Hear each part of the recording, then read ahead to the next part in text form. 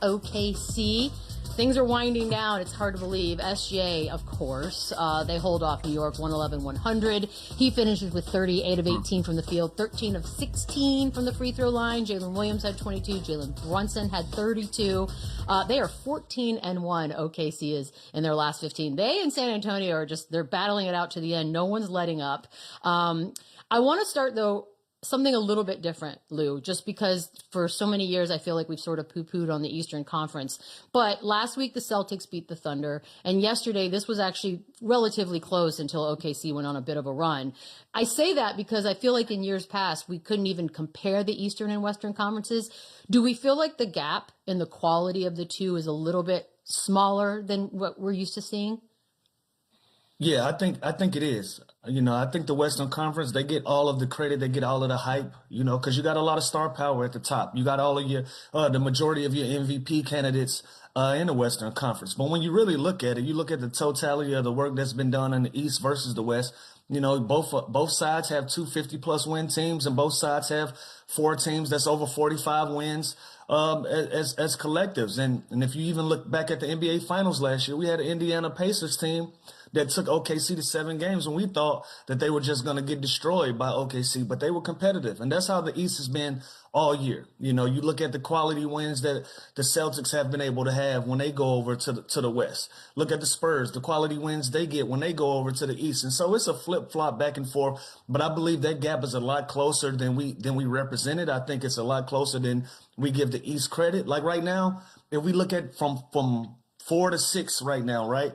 And we match some of those teams up. I don't think it's going to be a clear-cut favorite just for the Western Conference when you start to dive into a 7-game series. So yeah, I agree, Beto. The gap isn't as far as people think it is, but I think the West is really top heavy, and I think that's where they get the credit for being more dominant than the East.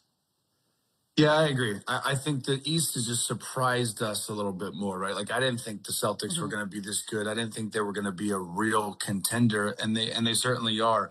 Toronto, I didn't think they were going to be good at all. Atlanta, teams like this, they've put themselves in a position where they're not going to be an easy out. Do I think they're a contender? No. I still think the champion comes out of the West. I still think teams like OKC and San Antonio, Denver, even you got to put the Lakers in there now. I feel like that top 4 or 5 teams in the West is still stronger than the Eastern Conference, but it's not far off. And again, this is the gap is a lot smaller than we thought. And Detroit's another team like that. That's a real contending team. We don't know the status of Cade Cunningham, what they're going to look like come playoff time, how healthy he's going to be. But that's a championship team. So the gap is definitely smaller, but I still think the NBA champs this year come out of the Western Conference. I mean, look, just simply the fact that the top 10 teams in the East all have winning records, we could not say that in years past. And that to me is that's how I'm summing up my argument, Your Honor. Like, I'm just going to leave it at that. SGA, we're sort of running out of interesting ways to sort of tweak the stats to tell the story of who SGA is in this league. But here's another one, 10 points in the fourth. So amongst players that have played in 20 or more clutch games this season, he leads in points. He leads in plus minus, Chandler. So there's another way to sort of say he's the best. Is he the best closer? It's hard not to say no. Those numbers that you just said, they don't lie. And just his aura and his personality, he's so cool and calm and collected that's the guy you want to have the ball in his hands come down the stretch. And there's really good closers. Like Cade Cunningham was unbelievable. Jalen Brunson's been a great clutch player of the year the last couple of years. There's certainly other guys that are really good scorers that I would want to have their ball in their hands. But no one more than SGA. I mean, this guy, he can create, he can open up space to get a three-pointer off, he can get downhill and get to the lane.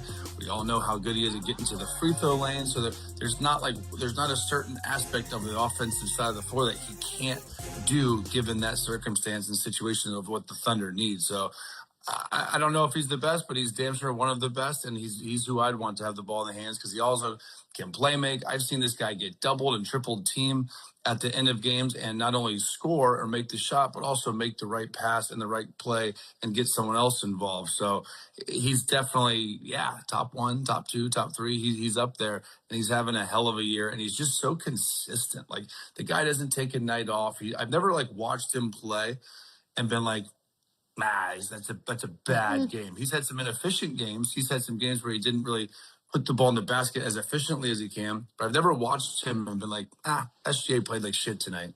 Never do I think that, ever. That's It's crazy. something.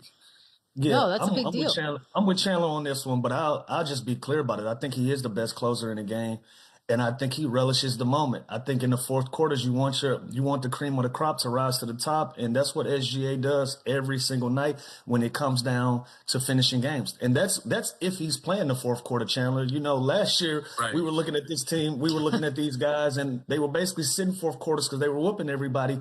And now that they're starting to get challenged a little bit and going through the ringer, he's playing more fourth quarters, and look how he's responded to it. So for a guy that we've touted as playing 3 quarters and saying, he's been competing for the MVP in just 3 quarters, every fourth quarter that he needs to be available, he's shown up and he's shown out, and he's one of the best players. He's the best player in the league to me when it comes to closing games and finishing. And I also agree with Chandler. Like, when he gets to that point, he might not have his most efficient games, but in the fourth quarter, he cleans it all up, and he's more efficient, and he does what needs to be done to win basketball games. So you got to give him credit for that. And especially with, the MVP race, and everybody is trying to find a way to squeeze other people into that conversation. Like 2 weeks ago, it was all Kate Cunningham. Now, present day, it's all Wemby. It's going to be all of these guys coming in and out of this conversation, but the one consistent has been SGA, and we have to respect him for that. Yeah. You know what he reminds me of? If I was going to pick a pilot, like I wanted somebody to be a pilot out of the NBA, I'd pick SGA. That's saying a lot, Bees. That's different, but I respect that coming from you. By the way, I just drove 20 hours back to Texas. So yes, this is obviously a hypothetical. That means you trust him. He's got that demeanor where you're like, nothing rattles this guy, and that's exactly what you want.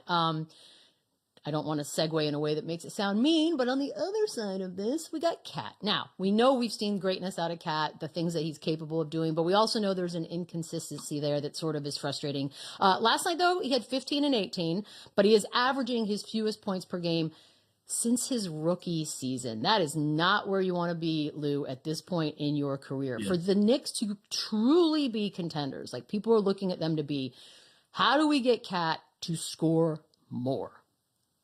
I would hope there's been a conversation between he and Mike Brown at this point, because I think they share accountability of his inconsistencies and his ups and downs, right? Like, I look at a game like last night, Cat had 2 shot attempts going into the third quarter.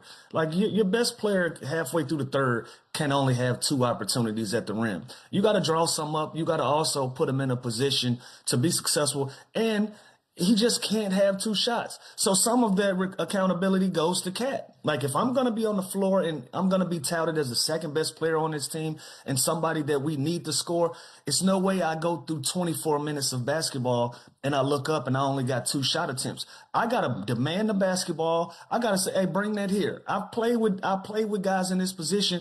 I've even played with guys that's not superstars and all-stars that demand the basketball and want the ball. I was the 6th man of the year. I came off the bench and I demanded the basketball because I know that the team needs me to score. The New York Knicks, they need Cat to score. He has to have more of a will and a demand to get the basketball in his hands, whether Mike Brown draws it up or not. And so they got to meet in the middle. They got to figure this thing out, especially in the postseason. Like, if you're the New York Knicks, you can't make excuses for yourself. If you get bounced early, we don't care what happened. You were one of the top teams in the East for the last few years, and we have an expectation level for you. So they got to get on the same page of thinking of what they're going to do, how they're going to operate on the offensive end, and how we're going to get Cat more involved in this offense. And at the same time, his teammates got to look at him and say, bro, we need you to be more aggressive. We need you to be more in tune into the game and get more opportunities for us to win basketball games. You see a game like this that come down to it. You saw what Jalen Williams brought to the table as a secondary option. He puts pressure on his team every single time that he puts the ball in his hands. He doesn't just go out there and float through and just go through the motions. And I'm not saying that Cat floats through the motions, but sometimes in the games, it looks like Mikal Bridges is more aggressive than you. Sometimes OG can be more aggressive than you. And obviously Jalen Brunson is going to be more aggressive, but that's expected. Cat is expected to be just as aggressive as those guys, and sometimes